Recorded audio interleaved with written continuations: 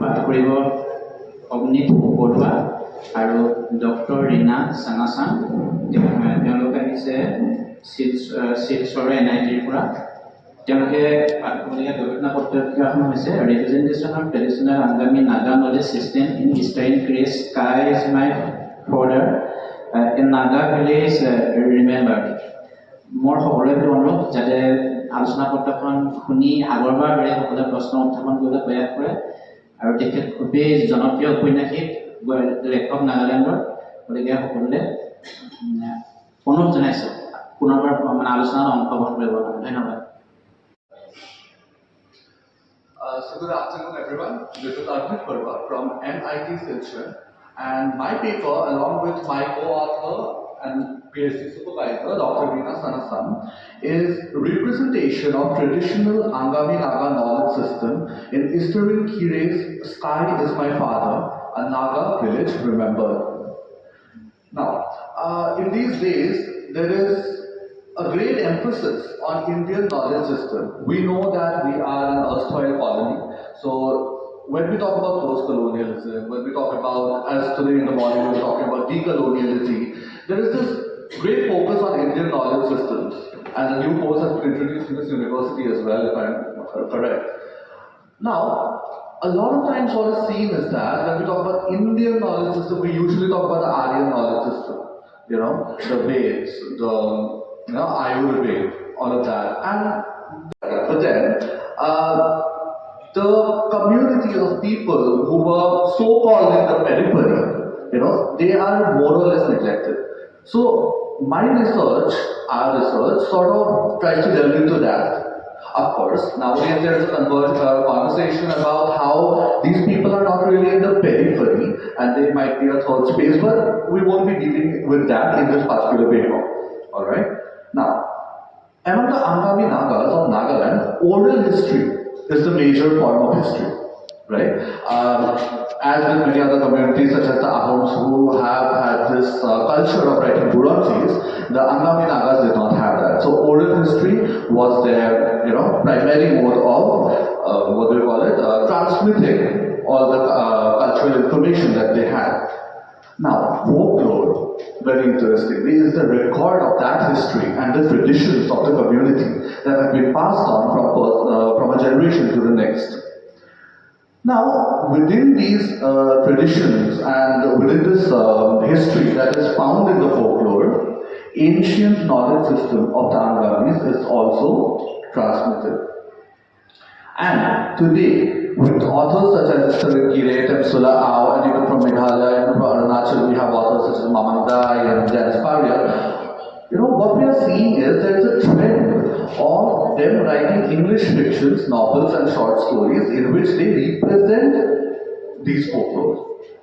Now, the stories might be direct folk tales translated to English, or the story might be something else. For example, this particular novel, Sky is My Father, is a historical fiction based on the Anglo-Angami War of the village of Konoma. Alright? But even in this story where, there is a particular plot line, there are characters, but even there, we find that she talks about the lifestyles of the characters, the culture of the characters, the festivals, the sowing, the reaping, and their village structure, right? So what is that? That is, at the end of the day, a representation of their folklore, of their folk culture, and via that, we get a very beautiful, picture of their ancient knowledge system. The research questions are these. How does Eastern Kire portray the Angami Nagas in her novel? What traditional practices and by extension the traditional knowledge system of the Angami community does the author showcase in her fiction? And how does she represent the same? This is a very important question because simply talking about what are the knowledge systems is not enough. We have to look at the gaze that Kire has towards these ancient knowledge systems. Alright? Does she look at it in a positive way or in a negative way? The objectives are more or less aligned with the questions. The methods and methodologies are this. It's a qualitative research, obviously, with an analytical approach, and what I try to do is a textual analysis. So I have the book and I do the textual analysis with some help or some measure from discourse analysis. majorly a field study, so I do not call it discourse analysis. Now, the primary theories that I am using in this particular research are mixed theory by David Patnaik, triballography of Lian Ho, and palimpsest history of Catherine A. Bowie. Now, the first sort of culture of the Angamis that Ire very prominently talks about in her novel is Jenna.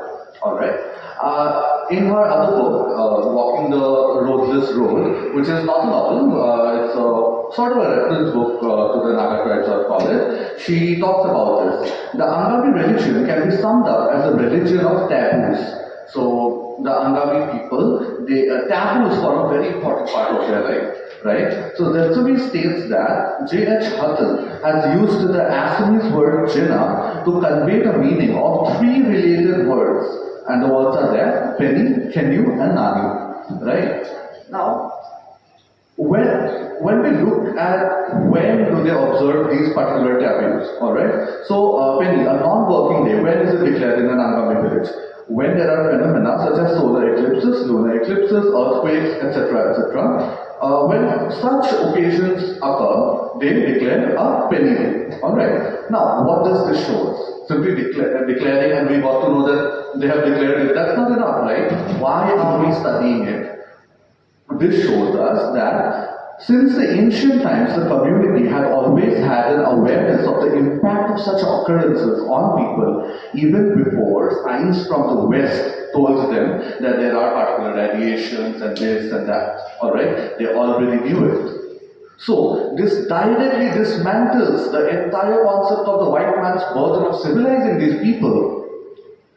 It dismantles the idea of them being barbarians, of being savages, right?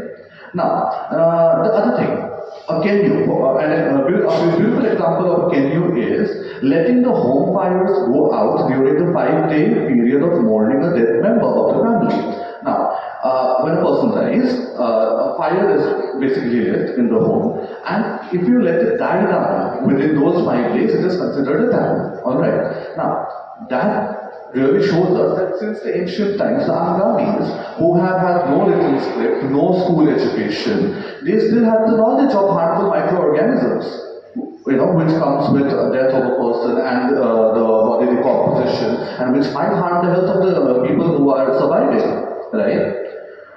And there are countless such mentions in the novel of various type of Jennas. Now, the second culture, the second traditional knowledge is future prediction by Bruce the Killer. A very similar thing is was even seen with the Ahom emperors, right? The Purakati Mahal Sword, it was called, right? So, each male has a rooster killed for him, and elder examines the manner in which the rooster's legs are crossed in death to see if the person will have a good future or not. Now, the technique is, if its right leg is crossed over the left, it is taken as a good omen and indicative of success in any enterprise participant may undertake. Now, this practice as well is shown multiple times in the novel Strive My Father, right? And it is shown that the particular character who got influenced by the missionaries into taking British education and into being baptized, when this practice was done for him, it has proven unfavorable for him. So one just sees how how Ire is relating history to the daily life cultures of the Angamis, which also shows the ancient traditional practices. Now, whether or not we understand the meaning of it or not, the meaning of this particular practice or not, one thing is that they practice it very, they practice it in a very disciplined manner. They have a whole festival for it and all of that. So basically, the practice is very structured, which speaks of a structured society and not a wild savage one. Alright? Now, the third, sacrifice rituals. Similar thing, right? Chickens are sacrificed whenever someone falls ill. So, because illness is considered the work of malevolent spirits. Now, Angami Naga society lives on the concept that man, tiger, and spirit were brothers at one point in time. Now, obviously, they are different species. It might not make sense to someone studying Western science, but one really needs to understand the subtext beneath that belief. You know, it believes that basically we are not the sole owners or rulers or custodians of this world. We share it with various other, living or non-living entities. All right, and that's a beautiful, beautiful concept which people are talking about now when it comes to climate change, when it comes to hampering biodiversity, when it comes to sustainable development goals. The Angamis are talking about it since the ancient times, just in a different way, presented in a different way. All right. Now, malevolent spirits are trying to be pleased by chicken cutting rituals. Non-clean spaces and spirit realms. All right. So there are certain places where people are not advised to go to, and if they go there, they fall sick, and those are called the non-clean spaces or spirit realms, where spirits might catch them, take them away, and basically harm them. All right. Now, what is the subtext to that?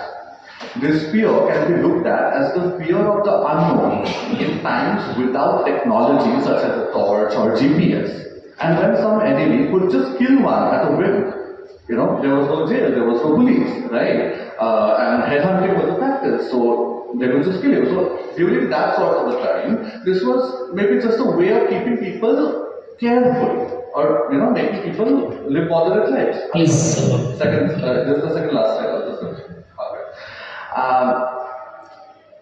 So even in our culture, even in the African culture, we have in our villages especially, we have always been told that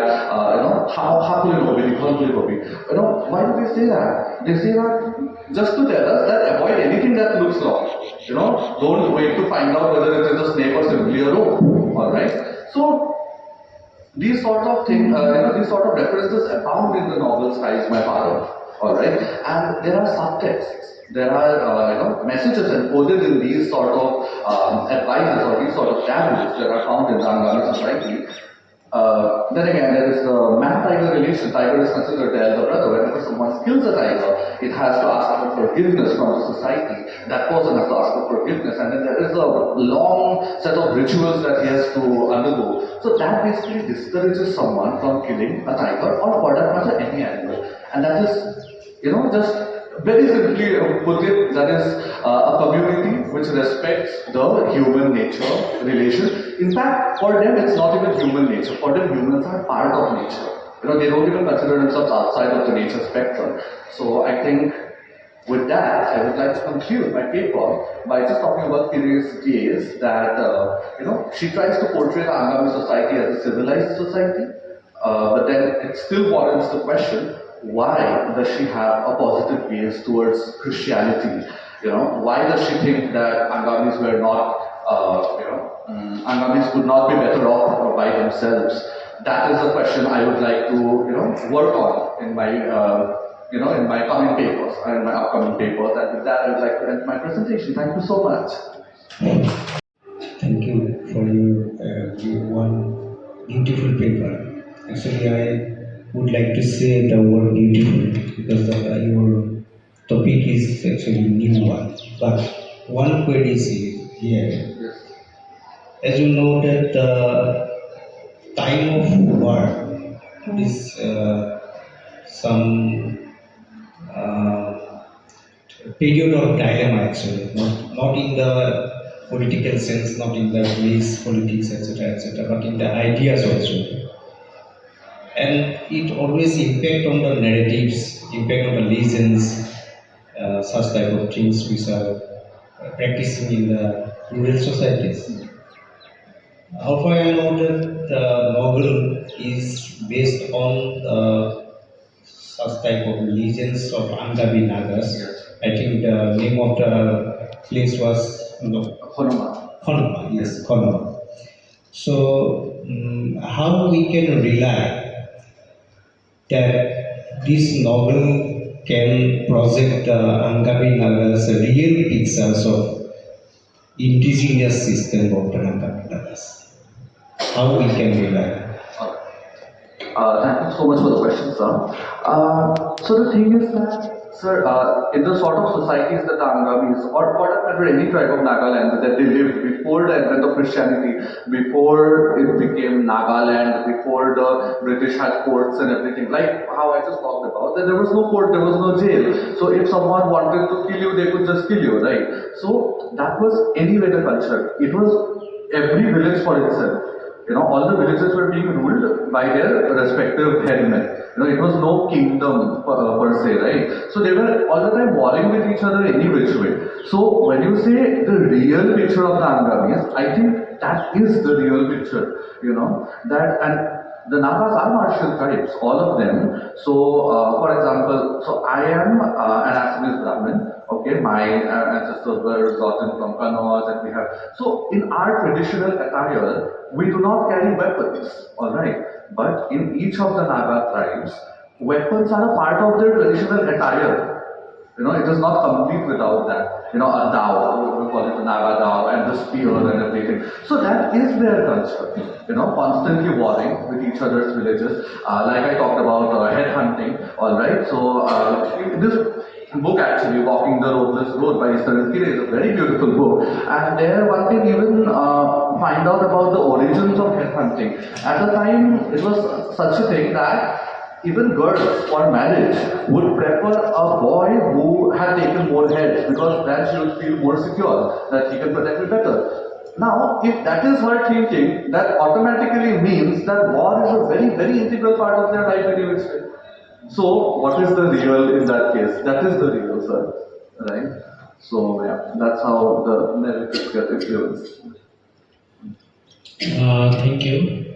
Actually, I have just one query. I think you must have read Virendra Kumar Bhattacharya's Earring novel. Actually, I haven't gotten the chance to do that, but then, yeah, I do know about the novel, and I plan on reading it very soon, actually. Because it says, long back, I think Eastern Care started writing, publishing novels in 2003. Yes. First novel, Naga Buddhist Remember. And Virendra Kumar Bhattacharya, in 50s itself, he published a novel like that, of that species. And literally means people's rule, I think. The term Earring means. My question is, since you have not read, so it is, I think, quite irrelevant to us that. Because, even if we call Virendra Kumar Bhattacharya as an insider, but they will not call him an insider as of now. Probably he will be an outsider. So, if you are planning to read, of course, you should this novel. And another thing, this Indian knowledge system, when actually we started using it, Indian knowledge system, prior to this, it was indigenous knowledge system. Suddenly it became Indian knowledge system, okay? So, the thing is that in most of the novels published from Nagaland, Eastern Care, then Temsula, then Mamangai and all you have just mentioned. And even if you compare these novels to some African novels, like Chinua Achebe, Penokuri, then Nokia Chipapa, yes. We see similar kind of society where traditional beliefs and indigenous knowledge system run in a very identical way, in a very creative, productive way. Yes. So, do you see certain differences between the way Temsulao represents the Naga way of life and Eastern Korea presence?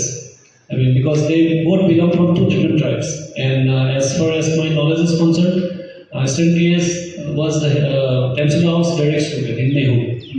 So, do you find certain differences, or is it a kind of similar representation? No, it's not similar, sir. Thank you so much for the question, in fact.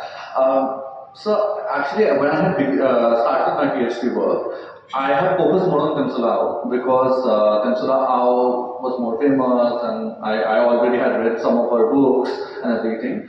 But then, while reading it, that is what I found, that she doesn't usually present more of the pre-colonial Naga society. She doesn't present much of that. All right, her characters, her stories, mostly set in the modern times, and not really that different from anyone else for that matter who is influenced by the Western culture or everything. Now, I have always, so I grew up in Nagaland, I grew up in Dimapur, and I have always seen this thing that the Ao community, from where Temsula Ao belongs, they always pride themselves by saying that, oh, we are the most educated tribe of Nagaland, we were the first ones to get educated, like that. But the very view that education is something only brought by the British is something that we are questioning in this sort of a research. All right, they already had their knowledge systems, which already made sense to them, and they were living perfectly fine, right, without interference of the British. Now, the Aos always have this thing that, okay, they gave us civilization, the West, whereas the Angamis, and at least that's how Kire is portraying it. Maybe some other Angami author might portray it in a different way, but at least how Kire is portraying it is that, okay, we accept Christianity also, we like it, not bad, but then we also can do things on our own. All right. So that difference is a very, very major and stark difference that I have noticed. And like I said, Temsula Ao very rarely writes about pre-colonial, Naga life. Whereas Eastern Kire's works are mostly on pre-colonial, and that's why she has, she focuses more on folklore and folk culture and all of that. For Temsula Ao, the characters, a modern day Naga woman, for example, who is, let's say, visiting the grave of her husband or planting a laburnum tree, folklore is, it's not as much to be found, it's not as visible, folk culture is not as visible. So you'd like to say that religion is not a kind of concern. The way they perceive religion is different. Yes. Christianity. Yeah, not only Christianity, English language, British education, Christianity, all things, merged into one. So the Ao community always thinks that, okay, they gave us civilization and, we are... How many, people in Nagaland, because you are doing research, are not now non-Christian? Statistically? So, very few actually. So, I cannot exactly give you the number right now because, Percentage, in terms of percentage. Yes, sir, very few actually. It will be like hardly 1% actually. Huh? Can I? Oh yeah, no, that's what, sir. I actually, I have just started my thing, the field thing to get those data. So I do not have the data as of yet, and of course there is data on the internet, but I would personally like to verify it. So before, just talking about what is there on the internet, that is why I rarely talk about the percentages given in the internet. So, but then yeah, very few actually. No one usually follows the pagan religion much nowadays. But then again, that is the other difference. So when you talk about the Aos, they, if you just even go to Mukokchung or if you meet the Aos in Dimapur, they feel like out and out Christian. But then whereas in the case of the Angamis or Konyak for that matter, they are Christians, no wonder, but then at home they have certain vestiges of their past, they might have certain practices they still engage in, like that. Okay, thank you. Yeah. Thank you so much. এতিয়া আমি একেবাৰে শেষলৈ আহিছোঁ। আমি আজি আলোচনা পত্ৰত অংশগ্ৰহণসকলক certificate বিতৰণ কৰিব বিচাৰিছোঁ। মই এফালৰ পৰা নামখিনি কৈ যাম। মই ডক্টৰ পৰিস্মিতা হাজৰিকা, তেখেতক সহায় কৰি অনুৰোধ জনালোঁ। মই প্ৰথমে অনুৰোধ জনাইছোঁ পৱন বুঢ়াগোহাঁই, তেখেত আছাম ইউনিভাৰ্চিটি ডিফু কেম্পাছৰ, তেখেতক ৰঞ্জন ভট্টাচাৰ্য ছাৰৰ পৰা প্ৰমাণপত্ৰ গ্ৰহণ কৰাৰ বাবে অনুৰোধ জনালোঁ। তেখেতৰ বিষয় আছিল অনুৰাধা কুমাৰ পূজাৰী, বাদুলী গল্পত প্ৰতিফলিত অৱলম্বিত মানসিকতা। দ্বিতীয়জন গৱেষক আছিলে অগ্নিত বৰুৱা আৰু ডক্টৰ ৰীনা চানাচাম, তেখেত বাইদেউ নাই, তেখেতক ডক্টৰ দেৱভূষণ বৰাৰ পৰা চাৰ্টিফিকেট গ্ৰহণ কৰিবলৈ অনুৰোধ জনালোঁ।